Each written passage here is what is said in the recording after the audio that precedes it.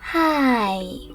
In front of me is ALCATEL 3T, then 4G, and today I would like to show you how you can switch on or off app notifications on this device.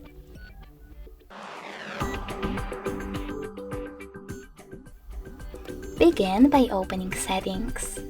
Then scroll down and click on Apps. Now you need to select View All and tap on an app from which you don't want to receive notifications. I will go with Calendar. Then tap on App Notifications section and click on this sorter to switch them off or on.